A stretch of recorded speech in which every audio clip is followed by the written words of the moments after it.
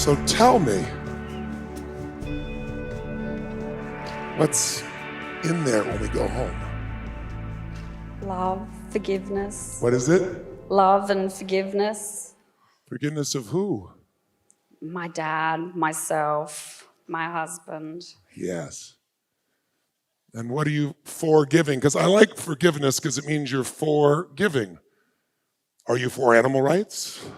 Are you for joy? Are you for democracy? Are you for giving? For love. That's nice. So sometimes in our lives, my friends, an event happens and our brain locks up. It locks to a meaning that isn't true.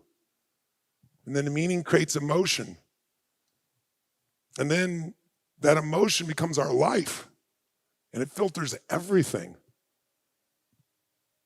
And it's just not true. We distorted, we deleted, we generalized. She deleted that he came back multiple times. She distorted it into he doesn't love me. She generalized it into her own life and anyone else in it. That's what the mind will do. You did nothing wrong. That's the mind undirected. That's the mind undirected by your soul, by your heart, by your faith, by those higher emotions of courage and love without conditions. Not love because you do what I fucking want you to do. Love because you deserve to be loved even if you disagree with me. You deserve to be loved even if you need to do something for yourself. Because real love doesn't have conditions. Real love takes joy when someone is happy, whatever it takes, even if it means being apart from you for a period of time or even forever. Otherwise, it's not love. It's the selfish desire to get what you want, whether it makes someone else happy or not. Some of you are in relationships where you're committed to the ship and not the relations. You're committed to the institution and you forgot the person. Because you don't even meet the person anymore. You meet your story about the person because you've told it to yourself so many times, so everything is seen through that filter. If you think someone is your dear, dear friend and they're loving and they're generous and they're a beautiful soul and one day they treat you like shit, you'll be shocked and you'll be angry. And if you can't resolve it and you have to leave to go deal with something, you'll generalize their behavior later on. You'll say they're probably having a bad, what? How many of you had a day where you hope somebody generalized your behavior as just a fucking bad day? But if somebody, you think that they don't care, or they're selfish, or they're mean because you've generalized about the human being. Because by the way, you can find selfishness in anybody if you look for it, including yourself. Whatever you look for, you're going to find. Can you find beauty? Can you find love? Can you find generosity in any human being, yes or no? Even Mr. Bremer, remember the story? Did he have generosity? The man was going to kill the president for his own significance. Did he have generosity when that older woman bumped into him? Yes or no? Do you have generosity when the woman behind McDonald's walked across the bridge? Yes or no? A fucking murderer.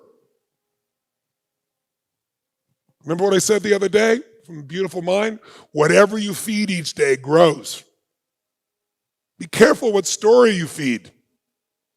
Make sure you're feeding a story that makes you grow and makes you contribute and give. Make sure it's a story that really makes you love. Because how can you expect other people to love when you're not loving? That wasn't loving towards your father. She never started to think, what the fuck could he be going through that he'd actually leave our family? That's not an easy fucking thing to do for anybody. Even if you hated your family, it's not an easy thing to do because of the structure of family and friends and life and love and finances and everything else. Holy fuck, he must have had an unbelievable amount of pain inside. Instead of thinking about me, me, me. If I love someone, I need to enter the world. But the next time you're throwing a judgment on someone else, remind yourself why you're doing it. You're doing it because you're uncertain. You're doing it because you feel insignificant. You're doing it because you feel disconnected, but you're the one making yourself insignificant and uncertain and disconnected. Because all that would disappear if you entered their world and tried to understand or appreciate. Not understand intellectually, that's why I say appreciate what they're going through. Doesn't mean you have to agree with it. But if you appreciate it, there'll be compassion, and where there's compassion, there is love. Compassion means you care passionately. That's where it comes from. Not really, but I made it up. It sounded good, didn't it? It was really good. That's how it should be. But with compassion, two things happen. You're not in pain. The only pain is when we get stuck in ourselves and we make up the story about me, me, me, me. And you're not like that, Patricia. It's very obvious you're a love bug. All you want is love. But if you want fucking love, you have to give it when it's not easy. And you have to manage the mind, because the mind will always make up the worst scenario. So you'll have a fight or a flight. It's looking for the drama so it can mobilize itself. You got to calm that little turkey down and say, look, it's not a saber-toothed tiger. It's not life and death. And oh, by the way, I am now, this all happened when you were how old? 42. No, when you were how old, how did this happen? 10. 10. 32 years later, I'm still going to be worried about this shit? What a waste of a life. But no more.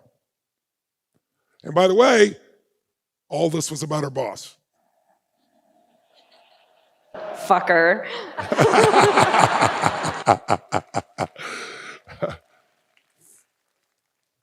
So tell me now, what do you pull from this and how will it change your life? Is this just a conversation in the moment? Or have you gotten an insight that can change everything? I've gotten lots of insights. Tell me what you pull from this conversation, please. I've obviously loved conditionally, and I need to love By the way, unconditionally. who else has loved conditionally? All of us have, but do we have to continue to do it? And by the way, when you love conditionally, who always gets hurt? You do, because we do, because when you love conditionally, it feels like a trade. I love you as long as, and the person knows that at some level. And so they can't really love back because it isn't love. It's manipulation. I'll be nice to you if you give me this. I'll love you as long as you behave the way I want. As long as you speak the way I want you to speak. As long as you agree with me. As long as you follow my rules, the blue rules that make me comfortable, then I'll love you. But that's not love. That's you just finding a way to meet your own needs for certainty and significance. There's nothing wrong with that. It just leaves you empty and creates lots of pain. How many see? So the only way out of pain is more spiritual growth. And as simplistic as that sounds or overgeneralized, spiritual growth just means seeing more of life than just your fucking self. Right? What is this increase in consciousness? I hate the term because it's so overused by people. A lot of people use it to, I'm so conscious. That's significance talking. But consciousness is caring. When you're egocentric, all you care about is yourself. And we're all egocentric if we get in enough fear, enough survival. And kids are all egocentric. People say kids are so loving. Bullshit. They're loving when you give them what they want. Otherwise, they scream their ass off. But we love them because we're drugged. Drugged by natural goods. Oxytocin. It's our child. We love them no matter what. It's a beautiful thing. Otherwise, kids wouldn't survive because they're selfish fucks. We don't see it, thank God. But we need to grow. By the way, why, when you're a child, you get love for no matter what you do, you get loved until oxytocin wears off, and then all of a sudden, the rest of your life, you got to earn it and shit. Because if life always just gave you what you wanted all the time, you'd never grow spiritually. It would all be me, me, me, me. And yet, we've all been loved so deeply because we know it's there. But we're supposed to know it's there, not so we go get it, so we go get it out of ourselves and give it. And when you do that, you'll never be alone. You'll never worry about people leaving. And if they did, they're not leaving, they're going on the next part of their journey. And you're not empty because you're not dependent, because what you're wanting from them is in you. The love you're wanting from someone else is you. If they smile, kiss you, make love to you, do something a certain way, you just give yourself permission to feel the love. But the love is in you. Who gets that? Say I. But the fastest way to have that love be alive is to give it, because in order to give it, you got to feel it.